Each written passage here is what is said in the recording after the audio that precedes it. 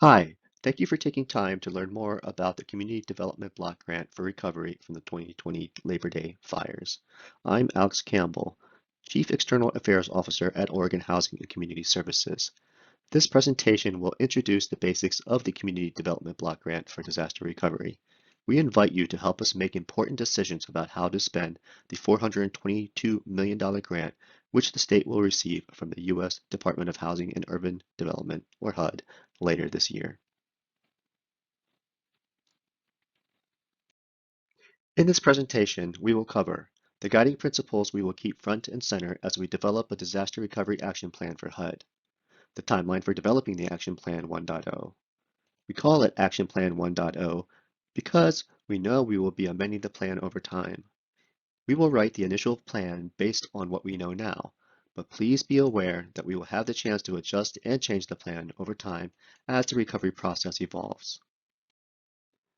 The guiding principles we are using come from the HUD Guidance for Spending Disaster Recovery Grant Money, Oregon Housing and Community Services Vision and Mission.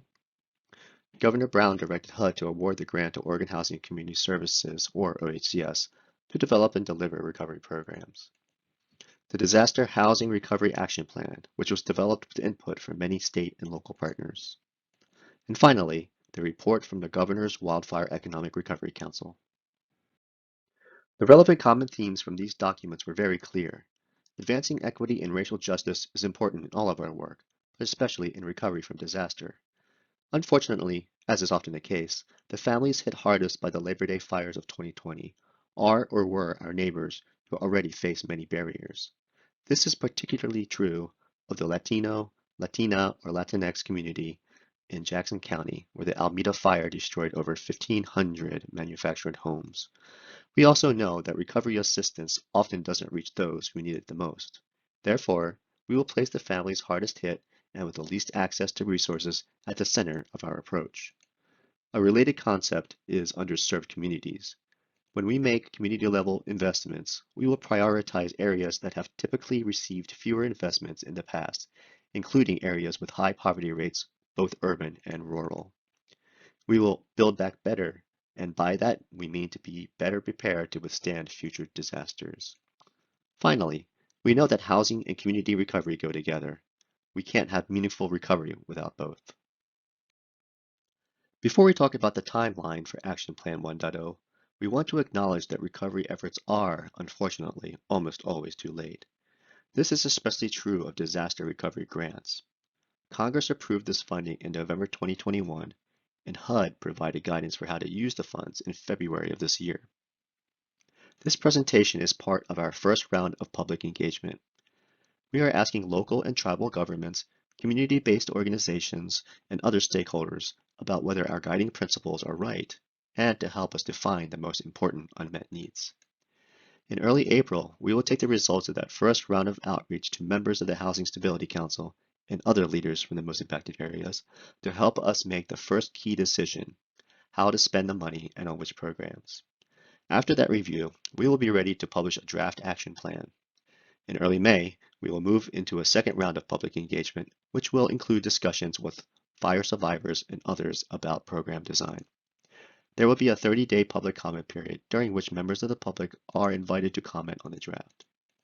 After responding to all comments and incorporating feedback, the action plan will be submitted to HUD in early June. We hope to have an approved plan in August.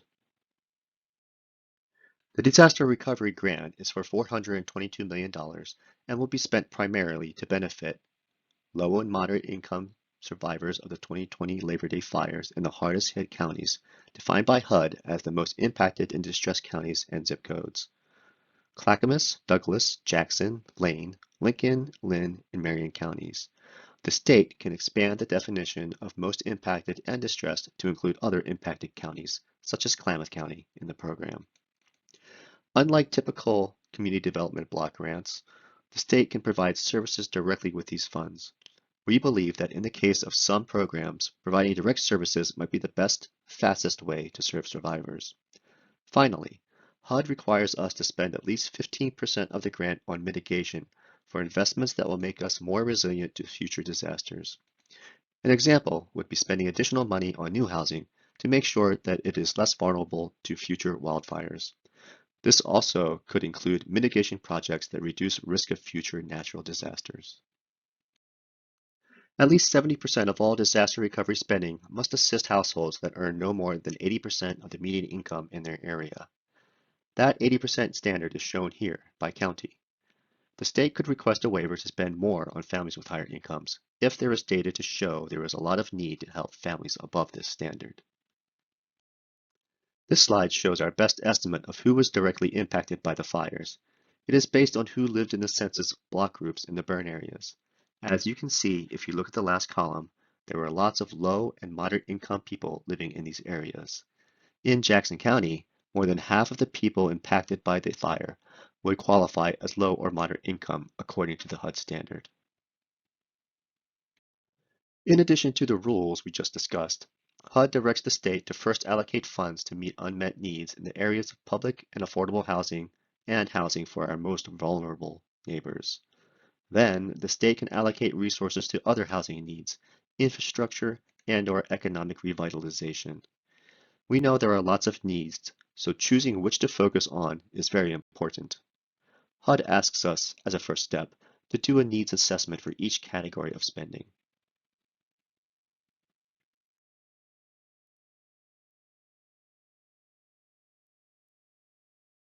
HUD asks to look at unmet needs in this way. First, estimate the total cost to recover, then subtract money that has already been dedicated to recovery, and the difference is the unmet need. To estimate the unmet need in housing recovery, we start with the number of homes lost to fires, over 4,300 statewide.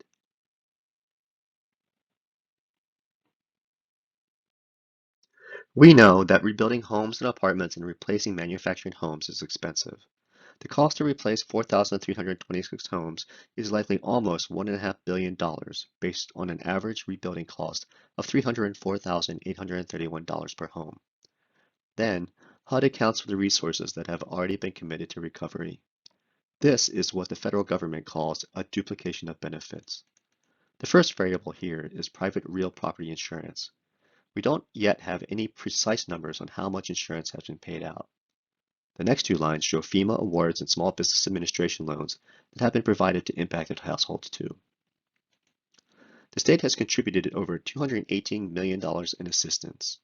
As you see, until we have insurance data, which we expect to have in May, we cannot fully describe the exact housing unmet need. Unfortunately, we do know that even with additional private insurance numbers, the funding will not be nearly enough.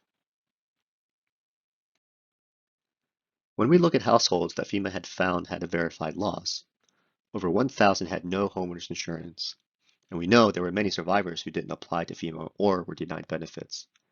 We also know that over 1,800 manufactured homes burned in the fire, and many of those homes were uninsured. And even when they could not be insured to cover the cost of replacing an older manufactured home at today's prices.